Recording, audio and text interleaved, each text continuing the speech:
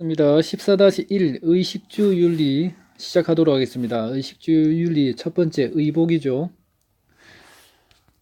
옷 입는 것과 윤리와 무슨 상관이 있을까? 상관이 있다고 합니다. 옷을 입음으로써 의복과 관련해서 자기를 표현할 수 있다. 자기 표현, 그리고 나는 나의 나다움, 정체성, 형성과 밀접한 관련이 있기 때문에 의복이 가진 윤리성을 무시할 수는 없겠지요. 그렇다면 윤리적 입장에서 이 의복과 도대체 어떤 윤리적 쟁점이 있을까? 윤리적 쟁점. 쟁이라 적게요. 윤리적 쟁점입니다. 쟁점. 의복과 관련된 윤리적 쟁점 두 개가 있는데 첫 번째는 요거 해보죠. 여러분들과 좀 상관 있을까요? 첫 번째는 유행 추구와 관련된 건데 유행 추구 한다면 쟁점이니까 긍정적 입장과 부정적 입장이 있겠지요. 쟁점이니까 누군가는 찬성할 거고 누군가는 반대할 거니까 의복과 관련해서 윤리적인 쟁점, 유행 추구, 유행을 따라하는 게 뭐 어때서 좋다, 긍정적이다. 나머지 가치관을 형성한다. 그 패션을 통해서 뭔가 동질화되어가는 개성과 가치관의 표현, 형성 뭐 이런 것들을 낼 수 있겠죠. 그리고 개성의 표현,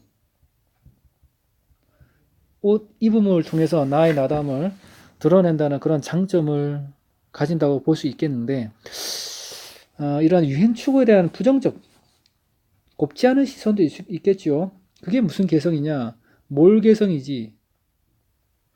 다 똑같다. 밖에 나와봐라. 옷 입는 거 다 똑같다. 뭐 이런 식으로. 그리고 두 번째 어떤 비판점은 패스트 패션이라고 해서 일종의 자원 낭비. 옷을 쉽게 빨리빨리 찍어내다 보니까 그 유행에 맞춰서 빨리 찍어내다 보니까 그게 패스트 패션이라 그러는데 심각한 자원 낭비가 발생할 수 있다. 라는 입장에서 반대 혹은 부정적 입장. 자, 유행 추구라 말고 우리가 좀 더 나이가 들었을 때 이렇게 될 수 있겠죠. 선생님은 명품, 선생님의 인생이 명품이 되기를 바라고 있지 명품 별로 좋아하지는 않습니다. 명품 선호와 관련된 쟁점이 있을 수 있습니다. 명품 선호하는 게 그게 어때서? 긍정적 입장에서는 이거는 명품을 선호하든 말든 개인의 자유다. 맞지 않습니까? 개인의 자유죠. 돈이 있다면 얼마든지 살 수 있죠. 럭셔리한 것들을 손에 차고 뭐 두른다면 여러분의 혹은 우리들의 품위가 좀 높아질 수 있는 그런 기능도 한다고 합니다. 그런 측면에서 명품을 선호한다는 게 긍정적 작용을 할 수 있지만 모든 면에는 빛과 어둠이 있지요. 부정적 측면에서 명품 선호를 깐다면 얘는 사치를 조장한다. 그리고 과소비, 지분수껏 소비하는 것 유도한다. 조장한다. 그리고 자기 과시. 이거 과시적 소비라고 볼 수 있는데 나중에 찾아보십시오. 베블론 효과입니다. 학습지 각주 2번에 있습니다. 3번이네요. 자, 그러니까 패션과 관련해서 이러한 것들이 있었는데 상식적인 내용이지만 그래도 이렇다는 거 알아두면 나중에 공부할 때 편할 것 같으니까 자, 쟁점 하나, 두 개. 그러면 도대체 무슨 말을 하고 싶은 건가? 밑으로 뺄게요. 의복 문화와 관련돼서 그러면 우리는 윤리 시간이니까 어떤 윤리적 태도를 가져야 되는가? 너무 단순해서 당연해서 그냥 키워드만 적어 가겠습니다. 자기 수준에 맞는 옷을 입어야 되겠죠. 착한 옷. 이런 표현이 있습니다. 그리고 패스트 패션이 아니라 슬로우 패션.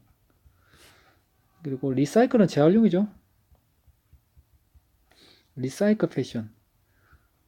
뭐 이런 식의 어떤 패션을 한다면 뭐 좋지 않을까라는 그런 접근을 가지고 있고 절대적인 건 아니겠지만 자, 의복 문화는 이렇다는 거 알아봤고 그 다음에 의식주죠. 그 다음에 두 번째는 그러면 음식이겠죠. 음식 넘어갑니다. 음식 문화와 관련된 윤리적 윤리 문제. 음식 문화와 윤리가 섞일 수 있을까요? 도대체가 윤리랑 음식이랑 무슨 상관이 있을까? 음식 문화에 윤리적 차원으로 접근한다면 두 가지로 설명할 수 있는데, 그 음식이 안 먹으면 살 수 없지 않습니까? 그래서 일종의 음식은, 식문화는 생명권으로서 의미를 가진다. 그리고 음식을 혼자 먹겠지만 역사적으로 봤을 때는 같이 먹지 않습니까? 사회적 도덕성으로서의 음식 문화를 윤리적 차원에서 언급할 수 있다. 그러면 위에서 의복 문화에서도 살펴봤는데, 혹시 음식 문화에서도 혹시 윤리 문제가 있을까요? 당연히 있어야 말이 되겠죠. 음식 문화에 관련해서도 여러 가지 윤리 문제가 있는데, 첫 번째는 안전성 문제. 예를 들어서 어떤 거냐면 유전자 조작이죠. 그리고 농약 살포 이런 것들, 이런 식물들이 있지 않습니까? 식품들을 먹는 거 마냥 했을 때 그런 문제가 있을 수 있겠고, 그 안전성도 연결될 수 있겠는데, 두 번째는 환경 문제. 그리고 세 번째는 아까도 패스트 패션 적었는데, 이거는 패스트 푸드, 정크 푸드, 우리의 건강을 앗아가는 이러한 것들도 윤리적 문제가 될 수 있겠죠. 네 번째는 이거 최신의 경향인데,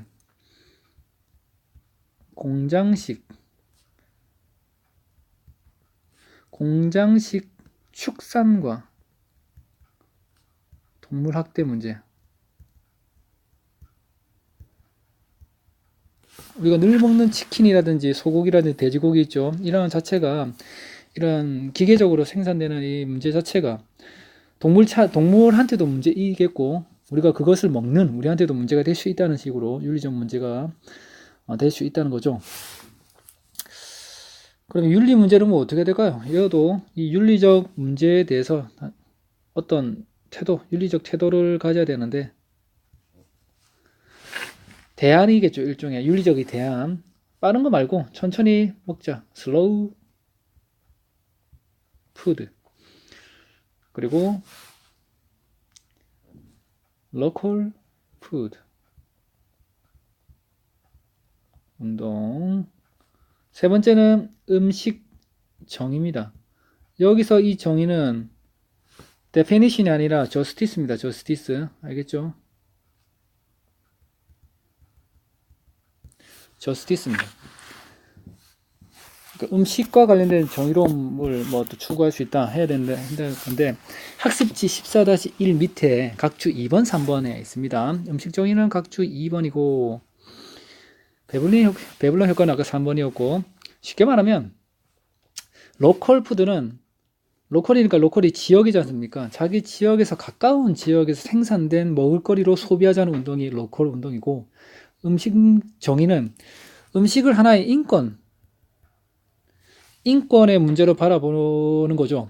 빈곤층이나 못 사는 사람이나 부자나 모두 건강하고 몸에 좋은 음식을 먹을 권리는 평등하다는 사고입니다. 그럼 가난하다고 좀 부실한 혹은 좋지 않은, 몸에 좋지 않은 해로운 음식을 먹어서는 안 된다는 거죠. 그런 입장에서 모든 사람들한테 건강한 어떤 음식이 제공되어야 된다는 그런 입장에서 음식 정의를 이해할 수 있고, 이게 생각보다 많네요.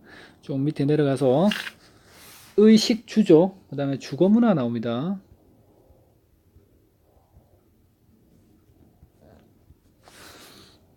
자, 주거 문화의 의미는 그냥 듣고 넘겨도 될 거는 같습니다. 이렇구나. 크게 네 가지가 있는데, 주거 문화를 통해서 의미보다는 기능에 가깝겠죠. 이거는 의미라기보다는 기능에 가까운데, 여러분의 품성이죠. 성품과 가치관 형성이 되겠지요. 그리고 내적 공간이랍니다. 평화를 누리는 내적 공간. 주거라는 게 뭔가 살고 있는 집에 대해서 이렇게 긍정적으로 보고 있고, 그리고 이 주거 문화를 통해서 우리는 유대감, 내가 여기에 속했구나. 소속감을 느낄 수 있다는 겁니다. 그리고 인간다운 삶을, 집이 없으면 인간다운 삶을 살 수가 없겠죠. 인간다운 삶을 위한 기본 터전, 상당히 기본적인 것.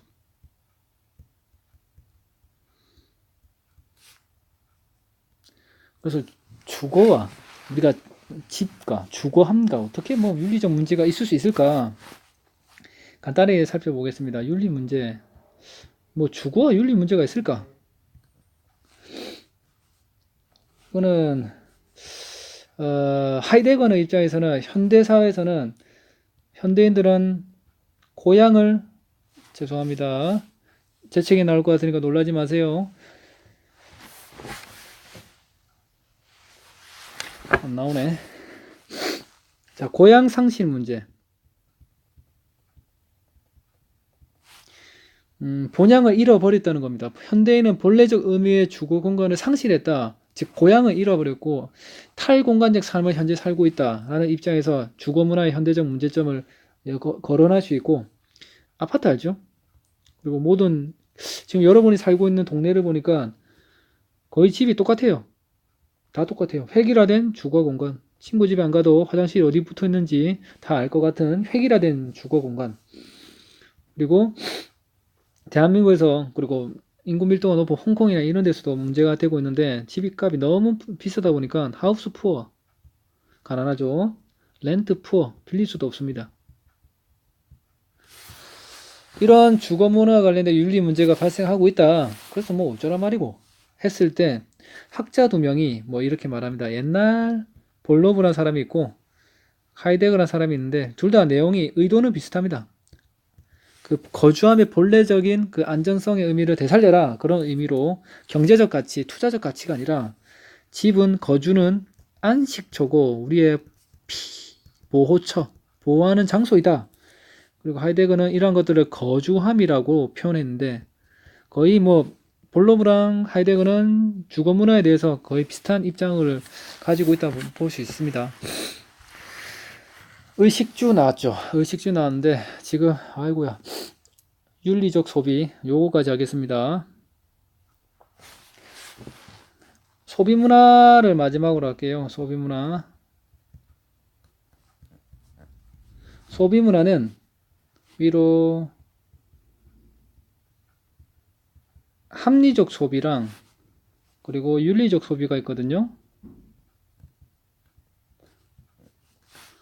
자, 합리적 소비는 말 그대로 내 지갑의 형편에 맞게끔 아주 효율적인 소비를 하는 겁니다.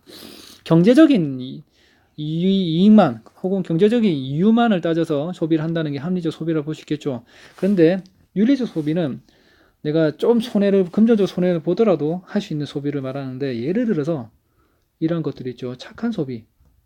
아까 위에서 착한 옷도 있었는데, 두 번째 녹색 소비.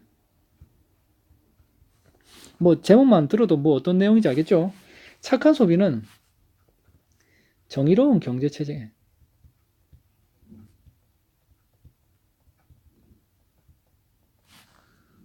이게 다 적고 설명할게요. 공동체를 지향하고 인권을 보장하는 그러한 소비가 착한 소비가 될 수 있고, 녹색 소비는 말 그대로 친환경, 그리고 지속 가능한 소비 생활과 관련됐다고 볼 수 있겠죠. 착한 소비, 여기서 나오는 착한 소비는 그 제3세계에 보면 제3세계에서 아동들이, 어린 아이들이 노동을 통해서 무언가를 만들어내거든요. 커피라든지 그러한 것들이 노동 착취라든지 아동의 노동이 금지되는데 아동을 통해서 뭔가 만들어낼 생산품에 대해서는 우리는 구매하지 않겠다. 그게 일종의 착한 소비. 인권적 참여, 인권적 측면과 정의로운 경제 체제를 수호하고 공동체의 가치를 지향한다는 의미에서 착한 소비라고 볼 수 있는 거죠. 자, 그러면 오늘은 어머나 꺼지세요.